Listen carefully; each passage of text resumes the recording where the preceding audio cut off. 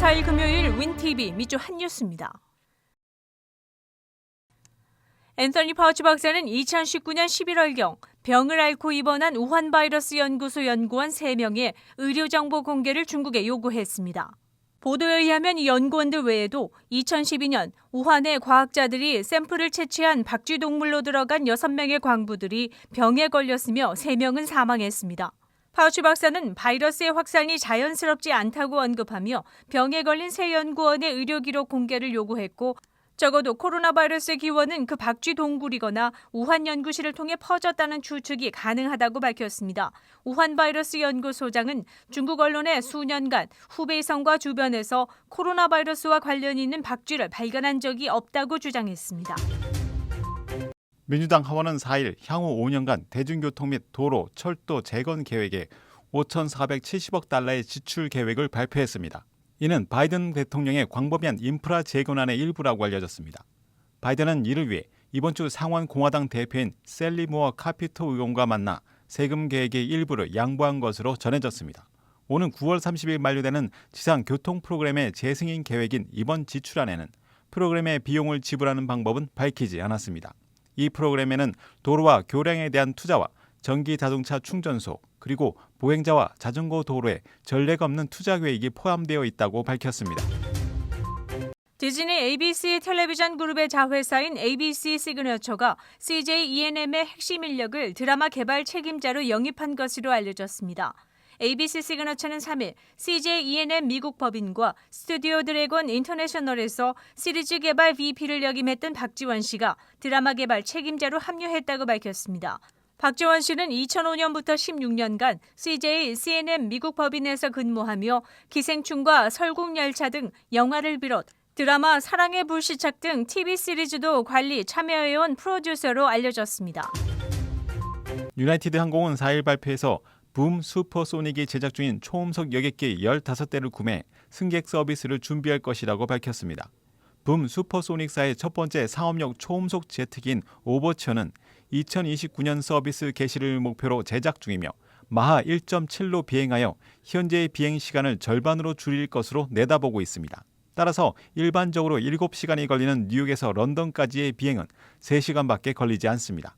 2014년에 설립된 붐 슈퍼소닉사는 자본금 2억 7천만 달러로 시작해 직원수 150명을 둔 회사로 이번에 제작 중인 초음속 여객기는 탄소 배출이 전혀 없는 제트기가 될 것이라고 밝혔습니다. 이 회사는 올해 말 XB-1이라는 시험 기종으로 첫 비행을 할 예정이며 2023년 본 기종 제작에 돌입, 2026년에 첫 비행을 계획하고 있습니다. 유나이티드사는 전 세계 대도시의 장거리 국제선에 초음속 여객기를 투입할 예정입니다. 세계보건기구 WHO는 최근 중국의 코로나 백신인 시노팜과 시노박 백신에 대한 긴급 사용을 승인했지만 이 백신을 도입한 국가들의 결과에 의하면 그 면역 효과가 예상보다 낮은 것으로 알려졌습니다. 세이셸군도와 우루과이, 칠레 등의 국가들이 시노팜과 시노박을 대량 접종했음에도 불구하고 감염 사례가 급증한 것으로 알려졌습니다. 바레인에서는 최근 몇 주 동안 코로나 사망자가 100만 명당 12명으로 급증해 인도의 사례보다 5배가 더 많아 고령자와 만성질환이 있는 사람들은 화이자 백신으로 추가 접종을 진행하고 있다고 전했습니다. 5월 26일 발표된 검토 연구에 의하면 시노박과 시노팜 백신의 78% 면역 효과는 대부분 청년층이 대상이었다고 알렸으며 세르비아의 연구에 따르면 150명의 평균 연령 65세의 시노팜 백신 접종자 중 29%가 3개월 후 항체가 전혀 없었다고 밝혔습니다. 일리노이주 제비 프리츠커 주지사는 3일 코로나 예방 접종을 촉진하기 위해 미국 내 일부 주 정부가 도입한 것과 비슷한 백신 접종 당첨금 추첨을 시행할 것이라고 발표했습니다. 프리츠커 주지사는 현재 세부 사항을 마무리 중이며 가능한 빨리 시행할 것이라고 언급했습니다. 일리노이주는 이번 백신 복권 추첨을 비롯해 다양한 인센티브로 일리노이 주민의 80%에서 85%의 백신 접종을 완료하는 것이 목표라고 말했습니다.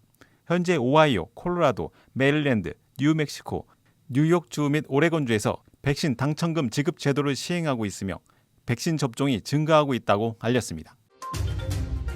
일리노이주 입법자들은 최근 일리노이 최대의 석탄 화력 발전소인 프레리 주리 발전소를 2035년까지 폐쇄하는 법안을 추진하고 있다고 알렸습니다. 풍력과 수력 같은 대체 에너지로 전환 요구가 강해지기 전에 착공돼 2012년에 가동을 시작한 프레리 주립발전소는 일리노이에서 가장 큰 단일 이산화탄소 배출원으로 연방 데이터에 의하면 2019년에 1270만 미터톤을 배출해 전국에서 9번째인 것으로 알려졌습니다.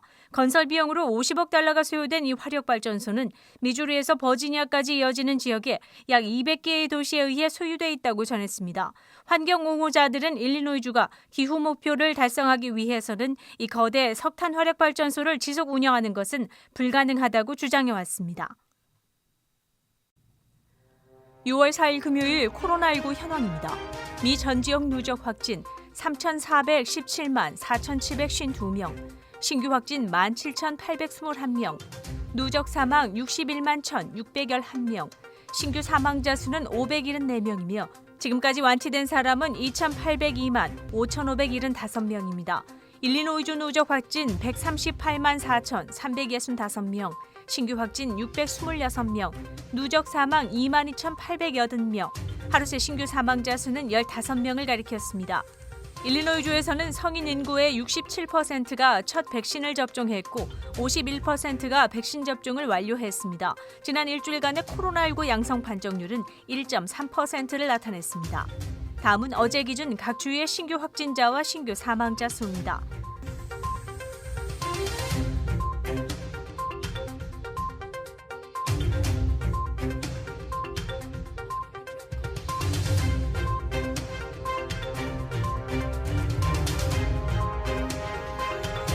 코로나19 데이터 관련 자세한 내용은 시카고토탈닷컴을 통해 다시 볼 수 있습니다.